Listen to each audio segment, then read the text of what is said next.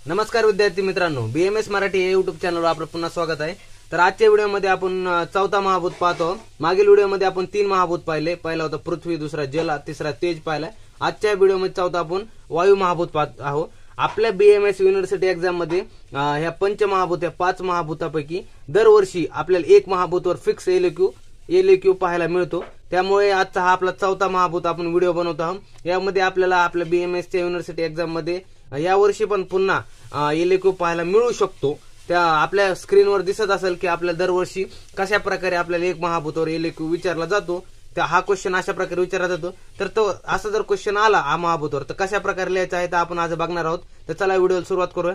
तर आता पहिल्या स्टार्टिंगला आपल्याला काय पाहिजे की व्याख्या पाहिजे, वायू महाभूताची व्याख्या वगैरे पाहिजे। वायुत्व अभिसंबंधवान वायू तर्क भाषा यांनी श्लोक दिला आहे। काय म्हटले?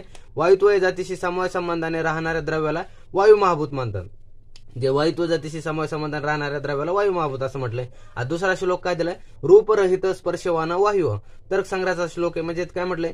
जो रूपरहित आहे व त्याला कोणत्याही स्वरूप नाही आणि स्पर्शाने त्याचे ज्ञान होते त्याला वायू म्हणतात। जो रूपरहित आहे सांगितलंय आणि ज्याला स्पर्शाने त्याचं ज्ञान होतं असं सांगितलंय त्याला काय म्हटलं? वायू असं म्हणतात असं म्हटलंय। आता काय म्हटलं? स्पर्श गुणाचे लक्षण सांगितलं। आता काय लक्षण सांगितलंय? त्वक इंद्रिय मात्र ग्राह्य गुण स्पर्श तर्क संग्रहाचा श्लोक आहे। म्हणजे काय म्हटलंय? स्पर्श इंद्रियाने ज्ञान होणाऱ्या गुणाला स्पर्श म्हणतात। म्हणजे काय म्हटलं? स्पर्श इंद्रियाने ज्ञान होणाऱ्या गुणाला स्पर्श म्हणतात। आता स्पर्शाचे पुन्हा 3 प्रकार सांगितले। काय सांगितले? शीत उष्ण आणि समशीत उष्ण। त्यानंतर काय पाहिजे आपल्याला? वायू महाभूताची निरुक्ती पाहिजे। काय म्हटलंय? वा गतो वा गती गंधयो नयो। म्हणजे काय म्हटलंय? वा या धातूपासून वायू शब्द निर्मित झाले आहे। काय म्हटलंय? जे वाय धातू आहे इथं नाही लिहिला, इथं लिहितो वर वा या धातूपासून वायू शब्दाची निर्मिती झाली आहे। याचा अर्थ गतिमान असा होतो। म्हणजे याचा अर्थ वाचा अर्थ काय होतो? जे गतिमान असा होतो असं सांगितलंय। त्यानंतर काय सांगितलंय? वायू महाभूताची उत्पत्ती। आता वायू महाभूताची उत्पत्ती कशी सांगितली ती एकदा बघून घेऊया की आकाशाद वायू आकाशाद वायू म्हणजे काय? तैत्तिरीय उपनिषद मध्ये सांगितलंय की आकाशापासून वायू महाभूताची उत्पत्ती झाली। जे आपण पाहिलं होतं आकाशापासून वायू महाभूताची उत्पत्ती झाली हे वर्णन तैत्तिरीय उपनिषदात झालेले आहे असं सांगितलेलं आहे। त्यानंतर काय म्हटले? पुढचा श्लोक रजो बहुल हो वायू म्हणजे सुश्रुत यांनी श्लोक दिला आहे की वायू महाभूत हा रज हा आपल्या एमसीक्यूने विचारला जाऊ शकतो की वायू महाभूत हा रजगुणाच्या आधिक्याने उत्पन्न झालाय। मध्ये वायू महाभूत मध्ये रजगुणाचं आधिक्य असतं, त्यात रजगुणाचे प्राधान्य असते असं सांगितलं आहे यामध्ये। त्यानंतर आता पुढचं बघूया। पुढचं काय सांगितलंय की आता तर्कसंग्रह आणि वैशेषिक व तर्कसंग्रह मतानुसार वायू महाभूत। आता याचे प्रकार सांगितले। नित्य काय असतं? परमाणुरूप असतं। अनित्य असतं कार्यरूप असतं। आता अनित्यचे पुन्हा 3 प्रकार पडतात, शरीर, इंद्रिय आणि विषय। आता शरीर काय सांगितलंय? अयोनिज वायू लोकात। इंद्रिय काय सांगितलं? आता वायू म्हणल्यावर वायूचं इंद्रिय कोणतं असं? त्वक इंद्रिय सांगितलं। आता विषय, आता वायूचा विषय काय सांगितलं? बाह्य आणि आभ्यंतर। जे बाह्य सांगितलंय ते वृक्षादी कंपन सांगितलंय आणि जे आभ्यंतर सांगितलंय ते प्राण, व्यान, उदान, समान आणि अपान हे प्रकार वगैरे ते सांगितले वायूचे इथं। त्यानंतर काय सांगितलं? वायू महाभूताचे गुण सांगितले। आता विशेष गुण काय? वायू महाभूताचा स्पर्श। भौतिक गुण कोणता आहे? चल हा चरकोक्त गुण आहे। सुश्रुतोक्त गुण कोणता आहे? रज आणि प्रशस्त पादक्त गुण हे कोणते? नव्वेत। आता हे एमसीक्यू ने आपले जे बीएमएस चे 20 युनिव्हर्सिटी एक्झाम मध्ये 20 एमसीक्यू विचारले जातात त्यामध्ये आपले 1 ते 2 एमसीक्यू ह्या गुणावर 100% म्हणजे पाहायला मिळतात। 100 म्हणजे 101% आपल्याला हे गुण म्हणजे 5 महाभूत पैकी कोणत्या तरी महाभूताचे कोणतरी विचारलं जातं की आकाश महाभूताचं सुश्रुत गुण सांगा किंवा मग खालीलपैकी कोणता हा नाही का आकाश महाभूताचा गुण आहे, वायू महाभूताचा गुण आहे, प्रशस्त पादक्त गुण असे वगैरे आपल्याला आपल्या एमसीक्यू मध्ये विचारलं जातं। त्यामुळे हे प्रत्येक महाभूताचे गुण ध्यानात ठेवायचे हे कोणते काय। त्यानंतर आता पुढचे व्हिडिओ तर आपल्याला आता पुढे बघायचं आहे काय सांगायचंय की वायू महाभूताचे आयुर्वेदातील महत्व व उपयोगिता। आता काय सांगितलंय? सुश्रुत आणि सुद्धा सर्व शरीर स्पंदन अर्थात सर्व शरीरातील स्पंदन म्हणजे चालना निर्माण करणारा वायू असे म्हटले आहे। म्हणजे काय म्हटलं? सुश्रुताने नाही का जे सर्व शरीरातील स्पंदन म्हणजे चालना निर्माण करणारा वायू असं म्हटलंय, असं त्याला म्हटलंय। त्यानंतर काय सांगितलंय? अष्टांग हृदयकारांनी शुद्ध वायू जे शुद्ध वायू का ही प्रकृतीस्थ असून विश्वाची उत्पत्ती स्थिती इत्यादी उत्पन्न करते असं सांगितलंय। त्यानंतर काय म्हटलंय?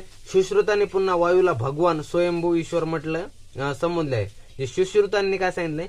जे वायूला काय म्हटलंय? भगवान स्वयंभू ईश्वर असं संबोधलं आहे त्यांनी असं। आता काय म्हटलं पुढं? वायू आणि अग्नि महाभूत मिळून कटू रस तयार होतो। वायू आणि आकाश मिळून तिक्त रस तयार होतो।